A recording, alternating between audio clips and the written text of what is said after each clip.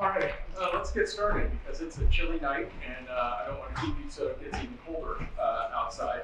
Welcome, my name is John Young. I'm the Director of Counseling here at McQuaid Jesuit. I'm joined by two of my colleagues, Mr. Jeff Griffith and Mrs. Anne Marie Galetto.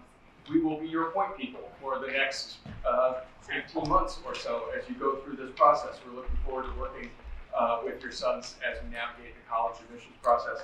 Tonight we want to give you an overview of how we manage that process from here, and certainly make sure you know who we are so you can feel free to contact us at any time.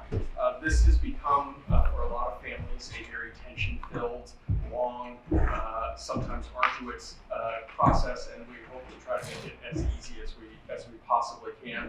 Although I do feel as if I have to apologize to you for the entire system of higher education in the United States that makes this as crazy as it is. Just so you have a little bit of my background, I've been at McQuaid now for a year and a half. I'm the KG veteran. But prior to that, I worked for 33 years on the college admissions side of things. So it's really amazing for me to be able to bring that experience here, but also to see things from the other side of the desk, so to speak. I think many of you know the other four members of our counseling office, Jim Traver, who works with our middle school students, Scott Allen, Margaret Gordon, and Sarah Snyder. They will continue to be your son's counselors, so they can go speak with them at any time and really come see Mr. Griffith or myself or Mrs. Galetto when they have college-related questions. So we're sort of doubling up on the people they get to work with over the next year. Just so you know which one of us you'll be working with, for those of you whose sons' last names are A through J, they'll work with me, and anyone with the last names K through Z will work with Mr. Griffith. I think you're going to have a great team who's here to help you navigate this process. So this booklet that we handed out to you as you walked in the door, keep this handy. This will be a great resource for you. And we've got some great information that you can use throughout the college admissions process with your sons. And I want to talk tonight a little bit about the timeline, about how we're going to work with your sons over the next couple of months. I want to talk about the transcript that you received, a little bit about course selection and standardized testing, and some real, I think, salient trends we're starting to see among our students. So first, if you don't mind turning to actually page 3 in the booklet, that'll kick things off with the college admissions timeline. And the nice part about it is we're sitting here in January, and this is the time I think most families will start thinking about this process in the junior year. And I do think what will help you the most is if you have strong communication with your sons. Having navigated this process with my own son, that sometimes is much easier said than done. If I get a grunt out of him here and there, I feel really good about the answers that I've gotten. But finally, you think, knowing what I know and given my profession, that you would pay attention to me a little bit more often, but that's certainly not the case. The way we finally navigated and negotiated it was that we would talk about college admissions-related questions on Sunday nights at dinner. That was our time. I wouldn't bug him about it other times, but he was captive at the table and had to answer my questions. I encourage you all to come up with whatever format works for your family, because you're going to have questions. Your son's going to need answers without a doubt. But I worry when this starts to dominate your family's life. Your sons are going to get it from all over. Where you're going to college, what are your plans next year? It's going to feel to them like they're constantly talking about college. So when you can help rein that in and contain that, I think it'll make their life a lot easier and hopefully make yours that way too. But really, we're coming up on a really important time for your sons, and that's midterm exams that will be happening in a week and a day. And the adage in admissions is that junior year grades are the most important year when it comes to college admissions. That's the last full year of work that college admissions officers are going to see from your sons. And so the best they can perform their junior year, the more options they will have for admissions. There's a little blurb in here about estimating financial need. I want to point you all to an evening we will have this fall in late September. We'll bring the Vice President of Financial Aid from the University of Rochester here to speak with parents about the financial aid process. So you can certainly bring any questions you want to that session. We'll let people know. But if you're curious about it and you want to get a head start, there's some great resources on the College Board site where you can estimate what your financial aid package might look like. It takes a little time to plunk information in, but it'll give you back some sense of what colleges will be expecting you to pay to attend. Come February, I think it's time to start thinking about standardized testing and making a plan for when your sons are going to take their first SAT in the spring. And a lot of families we find are using that February break to visit some colleges and start that process. We're blessed with our location. We can visit almost every type of institution that exists within a 45-minute drive of where we are. We've got big research institutions, we've got small liberal arts colleges, we have state institutions. You can see a ton just by a simple drive. And if your son was anything like mine, I just needed to put him in the car and go visit the place because he was not going to go or start that process on his own. I have another child who would have started visiting colleges in 6th grade if they had a choice. So you got to know your own kid and know how this is going to work for them.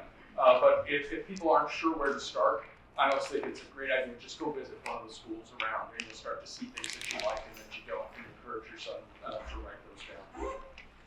February is also the time that Mr. Griffin and I will sit down and have a pretty long meeting with each of your sons, not only to talk about course selection for senior year, but to talk about their college thoughts. What are they planning to do the year after they graduate? What types of institutions are they looking at? What are they considering? So we can get to know them a little bit better before we start giving them a bunch of individualized advice about this process. So that meeting will take a while, but the outcome will be some really important information. Starting in March and into April, Mr. Griffin and I will run college planning seminars. I'll talk about that a little bit more in a minute. But there's a big college fair in Rochester. It's a national college fair. It's called the National Association of College and Mission Counseling. There'll be roughly 300 different colleges and universities who will send representatives to the convention center.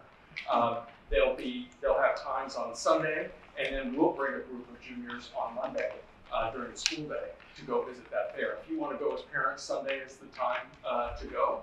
But if you want to just take a step back and let your sons take the front of that process, we'll bring them a bus or two over on Monday, and they'll get a chance to interact with different college representatives and get on mailing lists, things like that.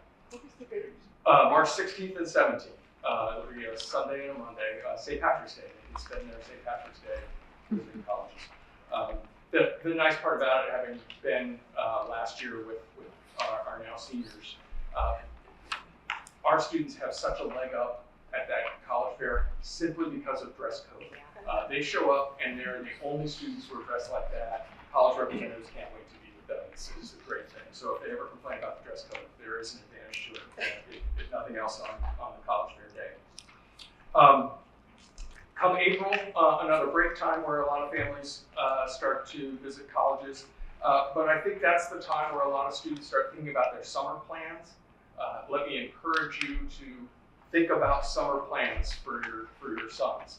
Colleges are going to be very interested in how did your sons spend their summer. Hopefully it wasn't just sitting back and playing video games. They did something, and it doesn't need to be something academic. Actually, this data point threw everyone for a loop last year, so I'll share it with you now. On the Common Application last year, only 16% of applicants indicated that they had a summer job.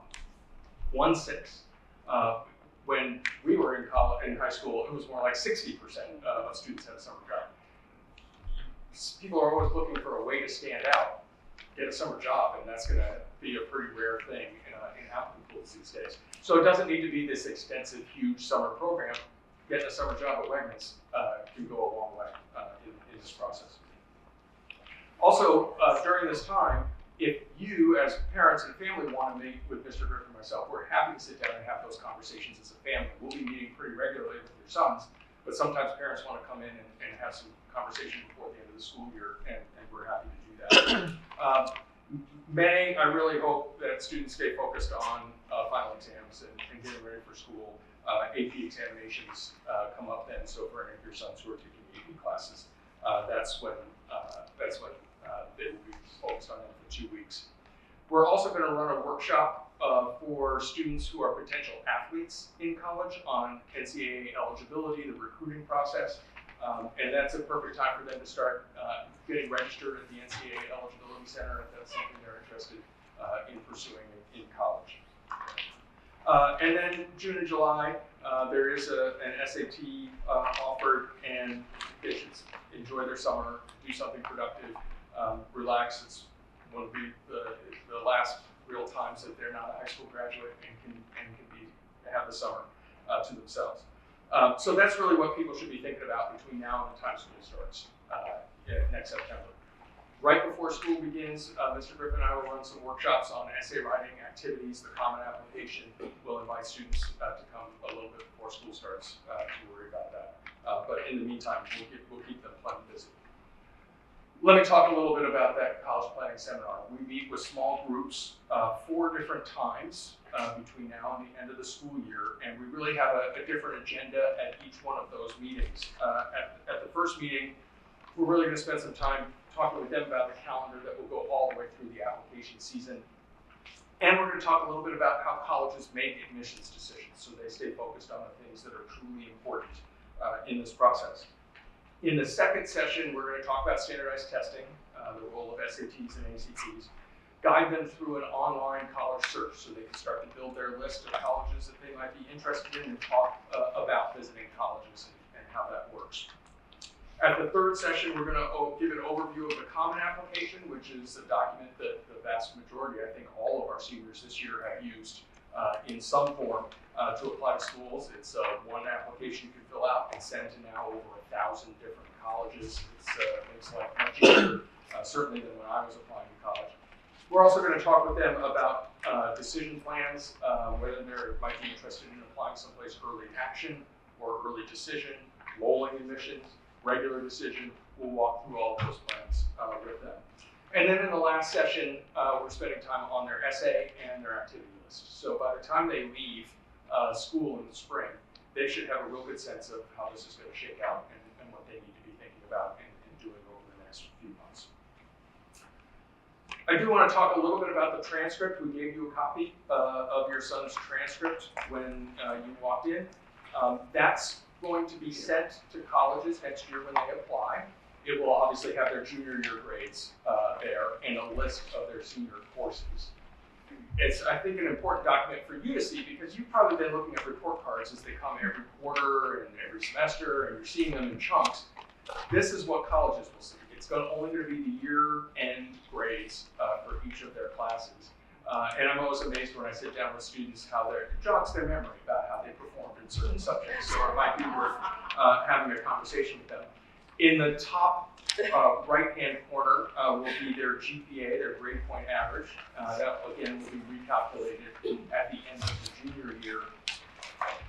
We use a weighted GPA scale here, so students who are taking any advanced or honors or AP courses, those classes are going to get a 4% bounce on their GPA calculation. The grade on the transcript is actually the grade they earned in the course, but when we calculate their overall GPA, we give that grade a 4 percentage point bounce because of the rigor of those courses. So the thing that's tough is when you have that document in your hand, it might be really hard for you to calculate that number yourself and find out how do we get there. It's because of those that 4% bonus that students get in those AP or advanced courses. And sometimes it's tricky when students have taken half-year courses to get that correct. If you have any questions about your son's GPA, we can walk through that with you individually, so don't hesitate to give us a shout. Having worked on the college admissions side for as long as I did, I've calculated GPAs hundreds of times. I actually love doing it. It's really a fun, weird way to get to know a student. On that note, I do want to let you know that many colleges will recalculate your son's GPA in their own scale, their own way. They won't use just the number that we give them. Many colleges will really focus on a GPA looking at their English, history, science, math, and foreign language courses. They'll take the 5 core academic solids and their grades in each of those courses and calculate a GPA that way. It's not that the other courses that students are taking, like art and technology and other courses, aren't important. They're very important, and they help colleges get to know your sons and their interests and where they go. But many colleges will really be focused on those 5 core academic areas and calculate a GPA. When you visit schools, when you visit colleges, a lot of times people will ask, what was the average GPA on the students who you admitted last year? I think it's a smart thing to do to ask the college, do you recalculate the GPA, or do you just take the one that we give you? If you just take the one that we give you, great. You can look at your son's GPA and compare it to all those numbers, and you know it's going to be accurate. But if they recalculate it, you might have to do some recalculation yourself to figure that out. And again, if you ever need help doing any of that, don't hesitate to call. We'll be happy to walk you through that.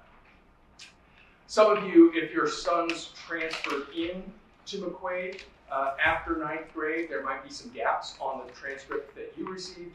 We'll fill in those gaps with the transfer grades that they received from their other high school before they got here. I do want to take a minute to talk about the profile, this document that is handed to you. Many times, students and parents will ask us, how do colleges know about McQuaid and what we offer and how rigorous it is and what it's all about? This document helps them every year. We run this again, we'll do it again in the fall, we'll update it with new information. But you can see from this document, it tells them what's required of our students, what courses they have to take, how we grade our students. On the back side, we list the number of AP classes that we take, which ones. We have a grade distribution chart here. Again, we'll recalculate that for your son's class at the end of the junior year. So you get a sense of, even we don't rank students, but you're going to get a sense of the groupings of where they might fit with other students, along with a list of where students go off to college. This gives college admissions officers a ton of information to help read our applicants and their transcripts and put them in context. And again, if you have any questions about the profile, don't hesitate to ask. I do want to spend a little time talking about the importance of course selection for senior year. Because our first meeting with your son will be in February and we'll get to know them a little bit better, students leave that meeting with, here are the classes they want to take in their senior year. So I do think it's worth you having a conversation with your son before that meeting to talk about any expectations you have or thoughts that you have. Mr. Serafine sent out an email today to parents that let you know that our course guide will be available on the website the last week in January before those meetings start. We're offering some new courses next year that they might be interested in. All that information is in the email from Mr. Serafine today, and it will be in that course selection guide that's out on our website. You can look at last year's if you want. It's right there now if you feel like it, but it doesn't change too much from year to year.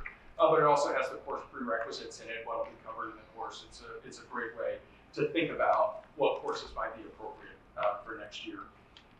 From a college admissions perspective, we're really focused on 2 things with your son. How complete is your program? How many years of English, history, science, math, foreign language have you taken? And at what level of rigor? Where might it make sense for a student to take an advanced course or an AP course? Where might it make sense for them not to do that and take a step back? We want to have very individual conversations with them. If getting that balance right of rigor so that students can still perform well and get decent grades, that's really the sweet spot, right? You want to be able to figure out what's the best, most challenging course load they can take so they're learning a ton, but also preserve their GPA at the same time so that they're not constantly questioning, why did I do this? We do have, I think, a trend that I saw last year that made me a little nervous, is many of the students came into our offices and said, well, wait a minute, you just told my parents that the junior year is the most important year for college admissions, so I can take senior year off and dial it back a little bit because colleges don't care about that. That's not true. Colleges care very much about how a student's performing senior year. They're just only going to see the first half of senior year. So not only do grades senior year matter, but I think even more so the course selection that students make. So please encourage your son not to take the foot off the gas pedal quite yet. We've also started to do research and trends, especially in the schools that our students most often apply to see are there specific courses that those schools are looking for. Are you increasing your odds of admission if you actually take this type of program? And one thing in particular has stood out in a broad way of the research that we've done. If your son is looking at one of the top 30 universities and liberal arts colleges in the country, so I'm not a big U.S. News and World Report fan, but for sake of research, I used it. If you look at the top 30 universities and the top 30 liberal arts colleges in the United States, one of the things we noticed is over the last 5 years, we have not had a student admitted to one of those institutions who has not taken 4 years of a foreign language. And we see a lot of our students are dropping their language after the 3rd year. And that's a fine thing to do. I just think if you're looking at one of those top 30 institutions, you might want to stick with the language for the 4th year. If your son took their 3rd year and their sophomore year and isn't taking a foreign language their junior year, they could always pick up a 4th year in their senior year if they chose to do that. So they certainly have time if they feel like doing that. And it's not that every student needs to do that. I don't want everybody to leave here thinking their sons all have to take 4 years of a foreign language. But I certainly think if you're looking at those top schools, it's becoming something that we know our students need to have on their transcript. Let me spend a little time about standardized testing, SATs and ACTs. Many of you know that the SAT is now an entirely digital exam. Your sons took the PSATs this fall on their iPads. That's how they're going to take the SATs. It's an all digital exam instead of the paper where we had to use our number 2 pencils and fill in the bubbles. This does make life a little bit easier.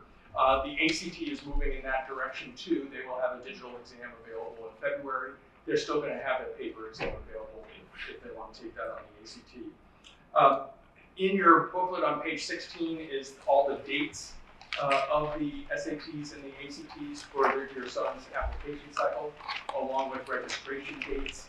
The ones in the fall for the SAT haven't been firmed up 100% yet, but if they hold true to form, that's when they're going to be, and then they'll have registration dates backing up to that. The College Board did add a date this year, so there will be an SAT in September. There has not been one before, so there's an additional opportunity for your sons to take the exam. I'm a proponent of take it twice. First time you're getting your sea legs and figuring out how this is going to fly and how long it's going to take. And I see most of our students have their best performance the second time they take it. Some students may do well on a 3rd or 4th, but I'm not one who really wants students to be spending their entire senior year taking standardized tests. It's not a fun way to spend a Saturday morning, in my opinion. However, there really was a big move during COVID for many colleges to become test optional, and that part of the admissions process was really depressed as far as its importance in selection. We are seeing the standardized tests come back in their importance in this process. Perfect example, from last year to this year, double the number of colleges required them than required them last year. And we see that number going to double again next year. Twice as many colleges will require SATs again than require them this year. So I think they're trending. And Mr. Griffin and I were just talking about this today.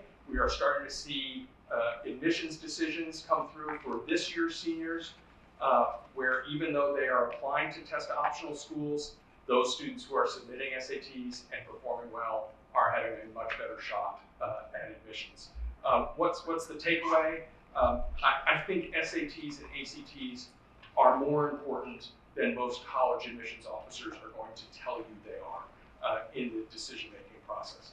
So obviously, I would encourage all of your sons to take them, give it the best shot. It is by far not the most important thing in the process, but it's coming back as a part of the process where 3 years ago we weren't talking about this very much.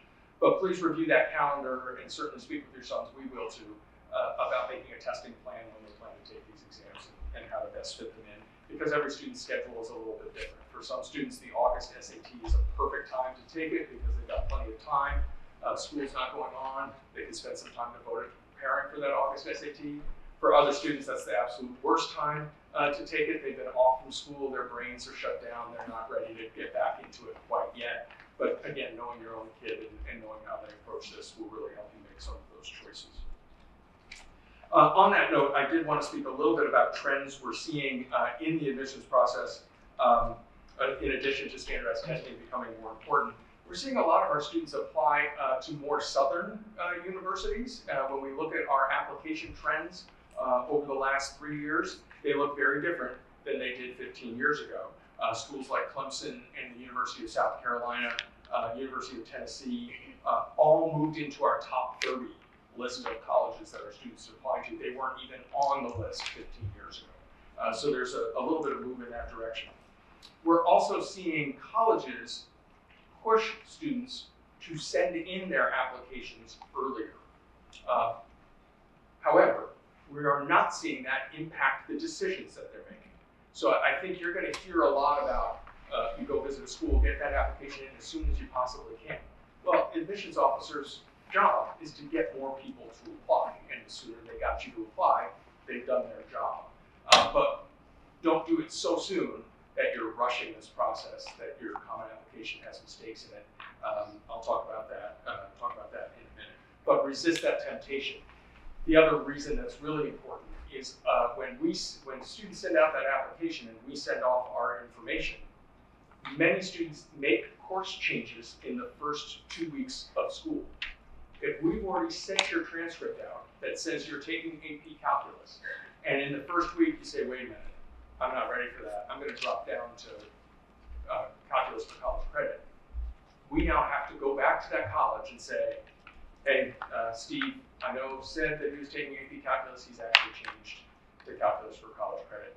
I don't think that puts your son in the best light, right? If we just waited until he made that shift and sent off that information, then life is fine. We don't have to explain anything to a school about why a student made a change. So we really encourage students not to apply before the end of drop ad the first 2 weeks of school.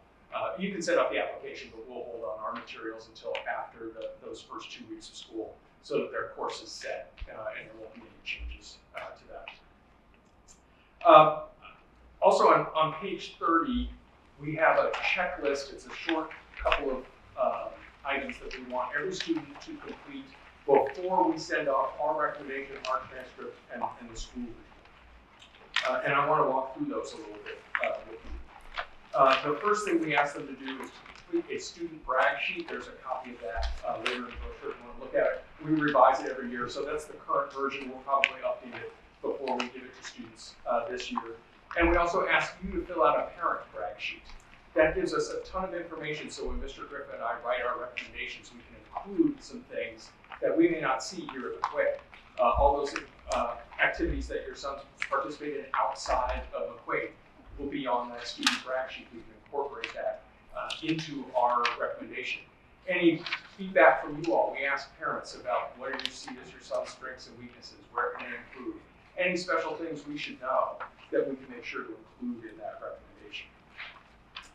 The other thing we ask your sons to do is to meet with myself or Mr. Griffith to walk through the common application with them. We will pull it up on a screen and walk page by page through the common application with them.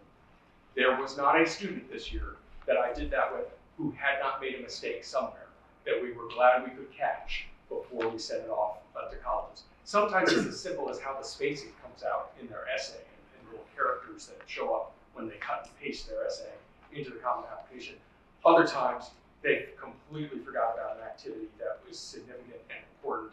Other times, I think one of the big mistakes we see students make is the common application allows you to self-report your standardized test scores. You can change that part of your application every single time you apply. So if you're applying and you want your scores to go to this school, you can fill that out in your common application. If you don't want it to go to your next school, take them out of the common application and submit that. We saw too many students just fire it off with their test scores in it and then had to pick up the phone and call the school and say, I really don't want you to use my test scores even though I just put them on my common application. And sometimes it's hard to unring that bell. So we want to make sure students do it the right way from the beginning. So that meeting is really important. We also want to walk through their essay with them because that's obviously a significant part of the college decision-making process. and to spend some time to thoughtfully review that. Sometimes it's just some grammatical stuff or spelling stuff. Other times there's some really significant information that they left out or need to amplify to make that the most powerful essay that they can.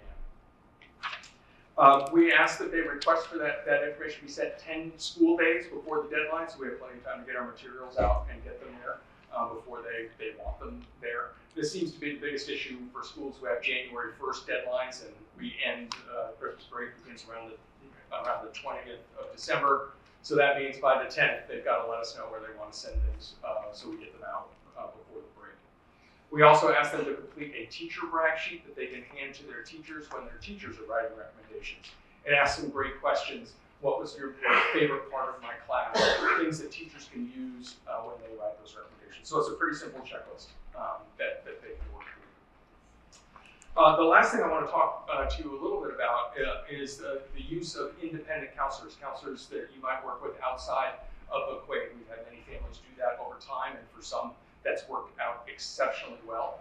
For others, I think it's been a little more of a challenge, and that's going to be a family decision that you can all make on your own. If you have questions about that, please don't hesitate to ask us. We'd be happy to talk you through that. But I think it's important that you know that if you're working with an independent counselor, that counselor cannot communicate with colleges on your son's behalf, where we can, and we obviously get to meet those college admissions officers as they come through McQuaid and spend time with your sons. They also don't know McQuaid's history with a specific college. Here are the students that we're seeing that are getting admitted. Here are the ones who aren't. Here are the common things. And I've seen a couple of students who have worked exclusively with independent counselors. Their list can be a little too aspirational, or sometimes it's not as challenging enough. There's some schools that I think they could get into that they haven't put on their list. And I think it's simply because the independent counselor doesn't have access to the same data that we do. There's some great examples of us working very well with independent counselors. There's one student that we were just talking about today who spent a lot of time with the independent counselor, but comes in and sees us all the time, lets us know what they're talking about, and then he lets his independent counselor know what we're talking about. We're in really good communication between the student and the counselor and us, and I think that works really well. He's going to have some terrific options when it comes to next year. I think there are some other students, though, who spend so much time with their independent counselor that they don't spend enough time with us, and that inhibits our ability to write a great recommendation to make sure we're communicating the information they want. So if you do choose to do that as a family, please make sure your sons still see us regularly and communicate with us regularly so we can write the best recommendations that we can. Some of the independent counselors in the area are some people I've known for years. They've worked on the college admission side, they've worked on the college counseling side. They can offer some great advice to families. There are others who navigated this process with their kid 7 years ago, so now they think they're an expert, and they hang out a shingle and try to get your money. And I just want to make sure it's a buyer beware kind of experience for you. And if you have any questions about the people you want to work with, don't hesitate to ask us. I think we've got a good relationship with most of the ones in the area. We're happy to talk through that. I'll come back up in a few minutes, but I want to turn things over to Mrs. Galetto to talk a little bit about the College Advisement Center and how that's going to work for your sons as they move into their senior year. Hi, everyone. Thanks again for coming out tonight. It's freezing and yeah, thanks. So, my name is Anne-Marie Galetto, and as of 6:30 tonight, you are all sent your credentials to log on to Naviance. So, whatever email you have registered with McQuaid, that is the email that I sent your credentials to for your Naviance account. If you did not receive them, just please call me at the office, and I will just do it manually for you. So, College Advisory Center is across the hallway from the counseling center, and it's a really beautiful spot for the kids to just come and do a lot of different things. This is where the colleges will come and meet with the students. We had upwards of about 125 schools this year that came and visited between the second week of school and the first week of November. It's a lot. The reps that come here are the representatives that read your son's applications. So it is very, very important for them to get up there and put the face to the name. Also, when you create your Naviance account next year, even this year, you will be able to see all of the colleges that come to visit. And if a student has that college in their list, they will get an automatic reminder that the college rep is in the building that day. That is probably the most important function of Naviance as a parent, for you to get to remind your students, go see those reps. Okay. Other things we do up there. We had 2 college fairs this year at McQuaid. We had 1 college fair that we had 19 different schools attend. We had another one where we had 17 different schools attend, and those are held down in Keenan Hall. It's announced for the students, anybody in the building can come. We do that.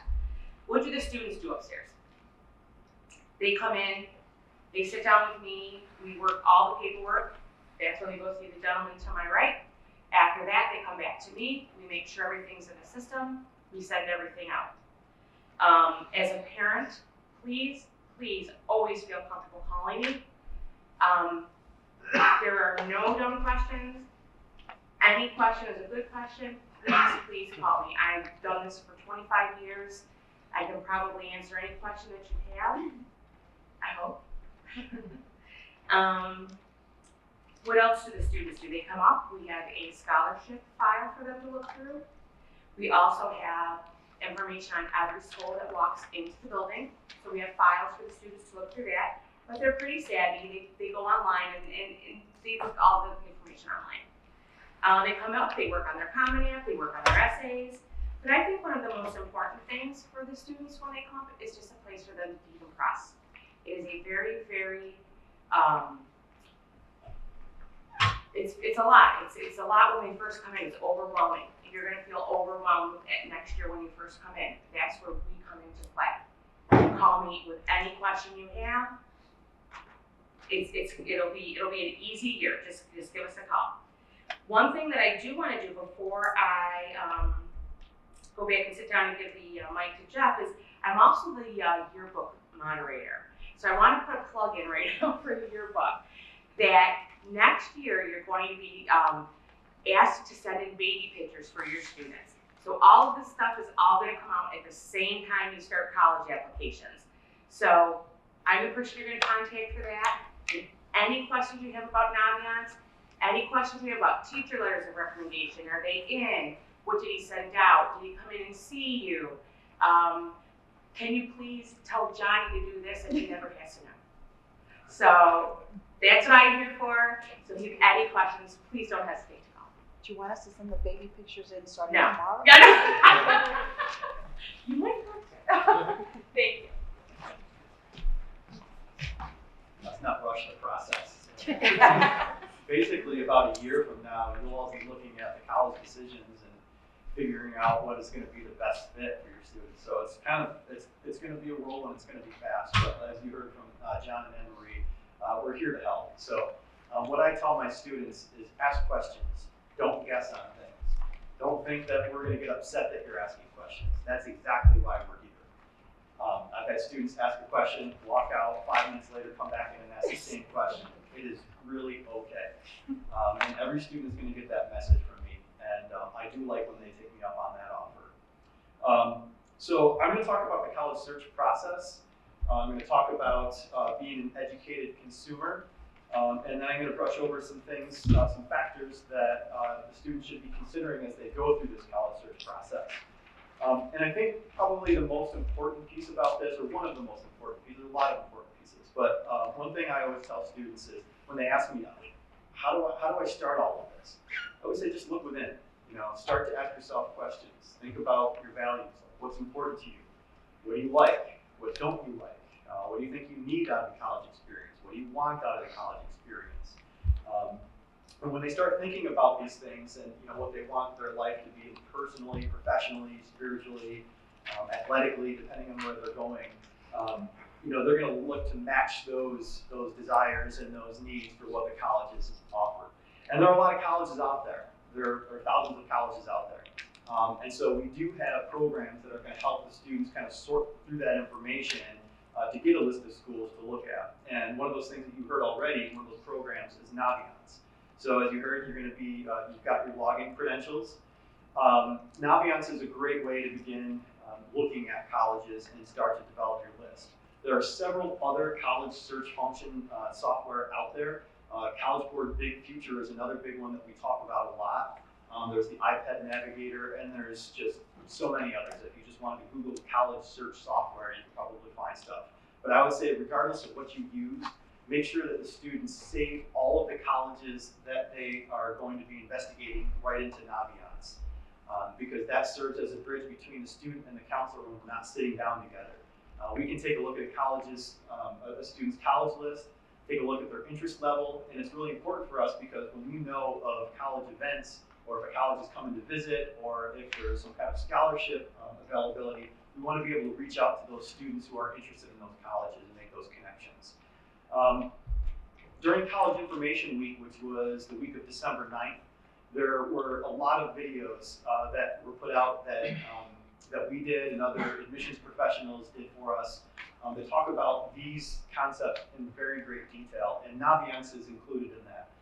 So if you want to take a look at that, it's about 45 minutes long. Maybe you want to kick it up to 1.2 or 1.5 playback speed, but take a look at it. I go into a lot of the different functions that Naviance is used for.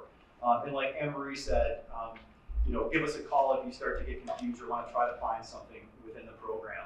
You can't screw it up. The best way to get used to it is just to play around with it. You're not going to accidentally apply to colleges or anything like that. What you do in Naviance is not going to have an impact. I shouldn't say that. It can have an impact if you use Naviance correctly because you're using it for the research and things, but it's not going to sway the college's decision making process. Okay. One of the other things about this college search process is that it is a lot of work. It's not rocket science, and I do say that on purpose. I tell it to the students just because I think it's funny, but I try to say that to them to help them relax. It takes time, it takes effort, but the answers aren't really ambiguous. I mean, you got to think about, like I said, think about yourself, think about your values and things like that. And quite frankly, when they begin to fill out the application, they know all the answers to most of these questions. What's your birthday? Who are your sisters? Your brothers. Where do you want to go to college? So they can fill out that information. It's when they get to the essay when things get a little bit daunting. But again, we're here to help with that process. I think it's a rewarding process. The students who have really put in the time and the energy really develop a strong sense of confidence throughout this time frame. And the more confident students are, I think the more self-directed that they are going to be in this process. I've had students who are applying to 20 colleges just to see if they can get in. They're rolling the dice. They don't really know all the requirements. They start to get stressed out because they're trying to manage 20 different colleges with different requirements and different deadlines, and it also costs a lot of money to do that. I've also had students who worry me and apply to like 3 or 4 colleges, but those students have done a ton of research, and they do have a good understanding of where they stand in the admissions process because they've been talking to the admissions counselors. They've been going to the websites, and they've been spending the time and have been engaged. And there's also those students in between. So your students are going to be somewhere in that process. But either way, like I said, and you've heard a bunch of times tonight, we are going to shepherd them through that. So in terms of the search process, I like to break it down into 3 tiers. Tier 1, that's like looking through a brochure. When students go into Naviance or Big Future and they start to look at the college profiles, they'll look at information like size, location, campus life, extracurricular activities, what are the majors that are offered. And they can kind of flip through and look at all the different statistics, at a surface level. And then from there, we want them to take it a step further and do what I call Tier 2 research and go to that college's website. And I always tease students because they never remember, but I always ask them, what are the 3 A's that you should be looking for in Tier 2 research? Academics, admissions, and aid. So those three areas you can find on any college website, and they're really important. Academics, obviously, is going to show you all the majors that college offers. Many of the colleges will also allow you to go in and take a look at a curriculum map. And I've had students look at computer engineering at one college versus another, and they say, this is too much focus on coding and software. I like this over here because of the layout of the courses. So that's really important. Looking at the admissions, you might guess, is going to tell you how to apply, when to apply, and how to successfully apply. And so obviously we want students looking at that. They can find their admissions counselors and get all the other pertinent information about that specific college. Because no college really does it the same way. And so it's really important that the colleges understand what each individual college wants from them. The aid section of the website, financial aid. You get your deadlines, you get the forms that need to be submitted, you can learn about scholarships, grants, other forms of aid that are available from that college, or they might even link you up to outside organizations where you can search for other scholarships that they can apply to their college. And they'll also tell you how they'll deal with outside scholarships. So it's, those 3 A's are crucial, but that's not the only thing that I want students looking at. I've talked to students about, investigating the community surrounding the campus. You like to go fishing? Can you go fishing when you're at campus or at college? And if you can't, then it might throw your life out of balance. We want the students to be challenged. We don't want them to be overwhelmed. We want them to be in an environment where they can be supported to face those challenges, but also have fun on their free time and remain enthusiastic about the whole experience. So tier 3. Tier 3 is basically interacting with the colleges. So you've heard about that a little bit tonight in terms of Anne-Marie talking about the college visits that happen at McQuaid. That's one way for students to demonstrate their knowledge of that particular college or what they want out of a college experience. It's an opportunity for the student to demonstrate their interest in a particular college. It's also an opportunity for students to develop a rapport with their admissions counselors. As you heard, many of those counselors that are coming to McQuaid are going to be reading their applications. And we want the counselors to remember the students when that application, quote unquote, comes across their desk. Students, if they can't make it to those college visits, we advise them to reach out to say, hey, I had a test, I had a quiz, I couldn't make it, but I would love to come to ask about these few items. So it's a good opportunity not just to say that you're still interested, but also get the answers to the questions that you need. The other opportunities for interacting with the college, you heard about the college fairs, both here and the national college fairs. And so there are other opportunities virtually to interact with colleges too. Many colleges started doing more virtual presentations, panel discussions with students and professors and things of that nature. And many of those programs have continued into this day and age. So that is a good thing. I've had students tell me that they need a room. They want me to reserve a room for them to get on a Zoom call with admissions folks. So we'll do that for them. So they can ask questions, and then the colleges will also see that they have registered for those programs, and demonstrating interest, demonstrating knowledge is going to be important. Okay, so the other items I was going to talk about, we already covered the college fairs. Now I want to talk about some things that, I mentioned values, I mentioned needs, desires that students want. And so there are factors that the students need to consider when they're looking at these colleges. These factors are going to be pretty much general across the board. And when you start using, the Naviance Advanced College Search, and if you use Big Futures College Search, you're going to see that it's the same sections that each of these college search software programs are using: size, location, selectivity, etc. Okay, but again, it's important for the students to begin to know themselves, or at least ask themselves the question, why? An easy example, I'll start with location. I always tell students, why might location be important in your college search? There can often be a hidden cost in traveling across the country. It's not so hidden, but there's always a hidden cost in terms of how far you have to travel back and forth to college. I give the example, I went to college like an hour and 15 minutes from where I grew up. And when I reflect on that decision was based on how much I valued time with my family. So that allowed me to get home on the weekend for a birthday or to watch football with my dad and not just disturb my class schedule. So that's how I figured out that where I needed to go in terms of how far away from home. So I wouldn't have known that unless I asked myself, why? Why do you want to go there? Well, okay, it's an hour and 15 minutes away, I can still come home, blah, blah, blah. So I do want students asking themselves that question. So, because they'll also start to understand what intrinsically motivates them towards a particular direction, right? All right, so the type of school is important. 2-year, 4-year school, religiously affiliated, co-ed versus single sex. These guys know what a religiously affiliated school and single sex school is. Surprisingly, they don't know a lot about, why you would want to go to a 2-year school. A lot of times they just think about, no, it's just I want to get my associates. Well, obviously you guys know that, it can be part of a 2+2 program where a student can move on to a 4-year degree program right from a 2-year school without missing a beat, and save money from the first 2 years. Sometimes students want to go and compete athletically at a, really competitive 2-year school and then transfer beyond there. And then there are some students who want to go in for a particular vocational training or certification in automotive or fire specialization. So there's a lot of good reasons to go to a 2-year school depending on the student. In 4-year schools, that's typically, you guys know what that is, searching for your bachelor's degree, et cetera. So we'll talk about the implications of wanting to pursue a degree at any different type of school. The selectivity piece. So when I talk about selectivity with students, that's really with regard to how their academic profile compares to the academic profile of the students on their campus. And so essentially, a lot of times students look at, all right, SAT, GPA. Well, there's way more than just those two factors. And Mr. Young talked about that earlier, the strength of your schedule, your essay, your demonstrated interest. If you have a chance to interview, there's so many other factors that go into that process.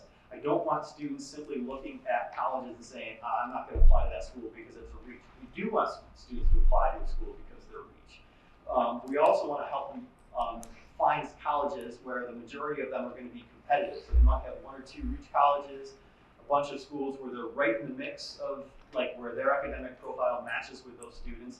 And it's important to have some colleges where they're going to be above that academic profile. But either way, regardless of where that student stacks up to those colleges, all of those colleges, in theory, should be a good fit for that student, meaning size, location, the academics, the campus life, are all going to be satisfactory to that student's experience. I talked about location already. Size is important in the college setting. A small school can't really feel large. All right, so if a student is really looking for that, that large athletic experience, they're not going to get that. Okay? A large school, however, can do a lot of things to help themselves feel smaller for students, so that they can find and maintain connections while they're there. Many colleges will have dorms, think about Notre Dame. Dorm life is really important there. It's almost like a fraternity in each dorm.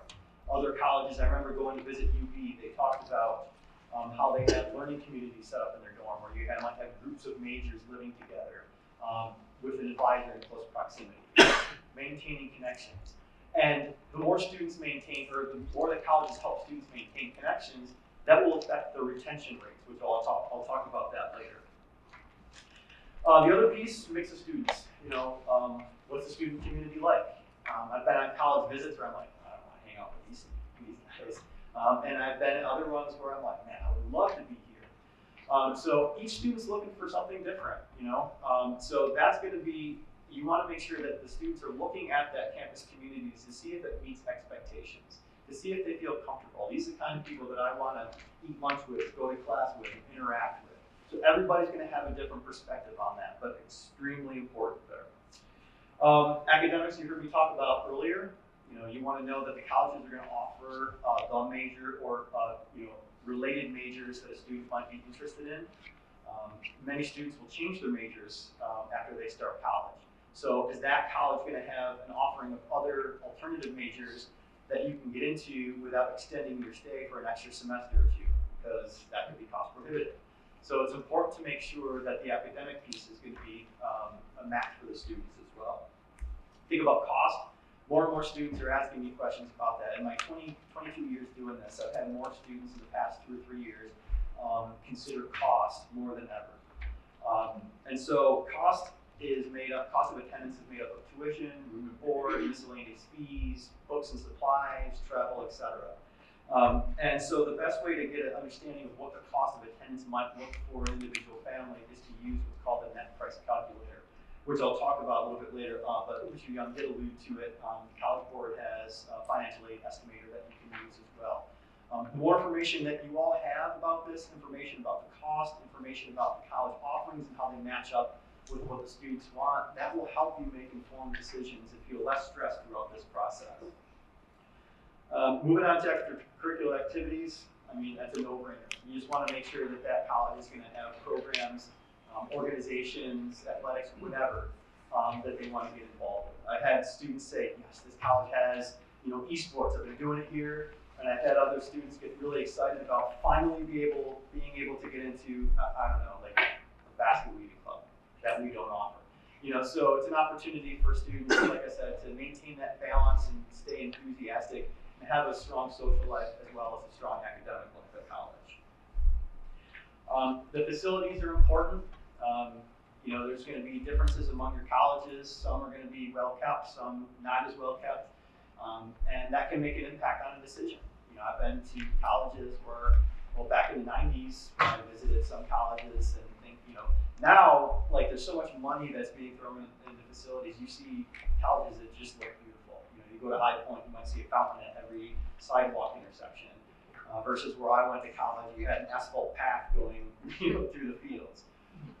I didn't care so much about that. Everything else that my college offered, I really liked. But for some, that's really important, especially for students going into, STEM fields. I've had a lot of students come back and talk about how, the quality of the lab equipment, and that was really important to them. So take a look at the facilities, make sure that they're up to par. So next I want to talk about being an educated consumer, which you've already heard of before. Let buyer beware, right? So caveat emptor. I want to go over a couple concepts with regard to being an educated consumer. And I'm going to give you the broad strokes here because, again, during the College Information Week, we had Jacob Schwartz from Bentley University come and talk about being an educated consumer. So you can watch that as well from the McQuaid Counseling Office page on our website. But I want to start talking about a couple different kinds of rates. The first one is acceptance rates. Most colleges want low acceptance rates, mostly because they will appear popular and sought after. And sometimes low acceptance rates will lead to better rankings in national reports. But a low acceptance rate does not equal the quality of education. The quality of education is totally subjective. I talked about that student comparing curriculum A to curriculum B in computer engineering. That's a totally subjective thing because the student wants something different than the other college offered. So when I have students looking at a college that only accepts 10% of their applicants, that must be a really good school. Well, it might be, but is it a good school for you? So again, I just want to make sure that students don't fall into that trap of looking at acceptance rates and thinking that's a gauge of the quality of the education you're going to get at that institution. In fact, in 2022, the average acceptance rate for four-year colleges was 73%. At public, it was 78%, and at private universities and colleges, it was 70%. So basically, more than 70% of the colleges in this country accept more than 70% of their applicants. So there's going to be a good place for pretty much everyone. The other kind of rates I want to talk about are retention rates, which I alluded to earlier. And that measures the percentage of first-time, full-time undergraduate students who return the following year. In the fall of 2023, the full-time retention rate in post-secondary institutions was 77.5%, and that's based on about 4,800 different institutions. Retention rates can provide a window into some aspects of that college. A low retention rate could indicate, issues like unsupportive environments for student success. It could also mean that the institution might be making financial cuts to different programs. But either way, it's important that students look behind that statistic. You can't just look at it like a retention rate of 75% and say, oh, that's not a good place. Why is it 75%? Well, maybe that college is trying to, promote or trying to recruit students from different economic and socioeconomic backgrounds, and they might need more support than other students. And if they can't offer that support, some of those students are leaving or transferring colleges. That will affect the number as well. Okay? So the number is there, but you have to look behind it. Yield rates. So a yield rate is really important for a college. It's an institution's yield rate is defined as the percentage of admitted students who enroll. And the yield rate pretty much drives how many students that college is going to admit in a particular year. And accurately predicting that yield will prevent under-enrolling or over-enrolling, which can lead to dire consequences for colleges. If you don't enroll the number of seats that you project to enroll, that's a lot of money that the college is missing out on. So yield rate is really important for colleges. In fall of 2022, the average yield rate at four-year colleges was 30%. The average yield rate was higher for private colleges, which was about 33%, and for public it was around 25%. And I have some specific examples for you. I was really impressed by this one. MIT, their yield rate was 85%. So that means that's probably a first choice school for a lot of those applicants. Villanova was 28%, and U of R was at 19%. So the other rate I want to talk about is graduation rates. Graduation rates measure the percentage of first-time, full-time undergraduates that complete their program at the same institution where they started within a specific time frame. That time frame that's going to be reported to folks is usually a 6-year graduation rate. So please don't hesitate to raise your hand if you're on a college visit to ask what the 4-year graduation rate is. It's probably going to be different than the 6-year graduation rate that they'd like to publish, which is usually higher. Things can affect that graduation rate. Some students need to be there for 6 years because they might be part of a accelerated dual degree program where they spend 6 years working on a undergraduate and master's degree combined, or a 5-year program. So obviously they can't graduate within 4 years. So again, the importance of looking behind that numbers is crucial. I mentioned the net price calculator. Every college receiving federal funds must have a net price calculator accessible on their website within a few clicks. I don't know, is it like 4 clicks? 2 clicks. Fewer than I thought. But basically, like I said, that's an opportunity for you folks to put in income information, academic information for the student, and you can get an estimated financial aid package for that particular college. I'm saying estimated, because it could be lower or it could be higher. But whatever number you get, the financial aid counselors at colleges are there to help. So you can call any of them at any particular college and ask questions about what the numbers mean, how could you increase that aid, what are some other scholarship and grants opportunities, and they're there to help you. So please don't hesitate to call them. You can obviously call us too about that stuff. The other concept is the mid 50% of test scores. So if you can picture a bell curve, normal distribution, the mid 50% is basically telling you that half the students on the campus had between, let's just say, a 1300 and a 1400 on their SAT. 25% of the students might have above, or would have above the 1400, 25% of the students had below that 1300. So you can kind of use that mid 50% of SAT scores as kind of a general measure of if this college is going to be more selective than another. Okay, and obviously you can use that to kind of stack the student's academic profile against that college as well. But again, it's only one factor out of several that are going to be going into this process. And the last thing I want to talk about is the iPad Navigator. It's connected to the Common application, which you'll become very familiar with next year. But you can always just Google iPad Navigator. It stands for Integrated Post-Secondary Education Data System. iPad is way easier to say. And it's another college search tool, but it has so many links for more data on every single college than you would even need. It is pretty awesome. You can get lost in the weeds, but you can find out some really good information using the iPad Navigator. So you have a lot of different resources that you can use. You have resources here that you can use as well, so please don't hesitate to let us know if you need. Now I'm going to hand it back over to John. Thank you. So we've thrown a lot of information out at you, but I want to talk very clearly about what your next steps are, and really in the short term, I think, is to talk to your sons about their course selection for next year, to start making a plan to visit colleges, and please call us. I think the three of us are in this profession because we find 16, 17, 18-year-old students infinitely more interesting than we could ever make them up to be. And that at this age, people are changing all the time. Their college plans might change dramatically in a 3-month window, and that's really exciting for us to work with. We are lucky to be able to spend the time that we get to spend getting to know your sons, getting to talk to them about their hopes and their dreams, and what they're looking forward to. So we consider it a real privilege to be able to spend the time with them that we do. Keep your eyes out for workshops this spring. As I mentioned, the one on college athletic recruitment. We'll talk about NCAA rules in the eligibility center, and we'll have a coach there to give some advice about how to manage the recruitment process. And as Mr. Griffin said, this is an exciting time, and we hope you will all enjoy it. We're here to help you every step of the way.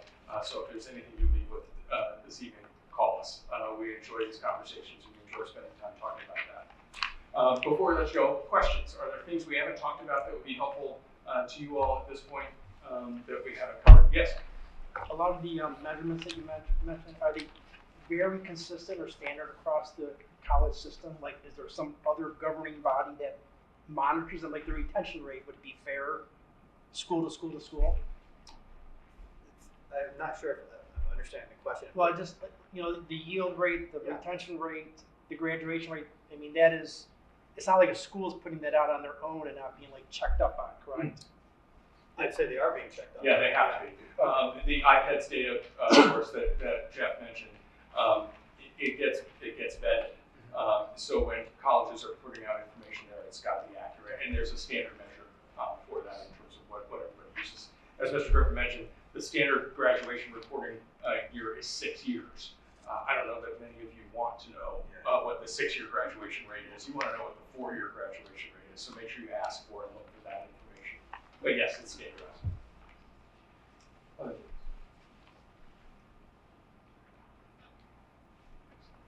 Stay warm, everybody. Enjoy this, and we'll be in touch. Thank you.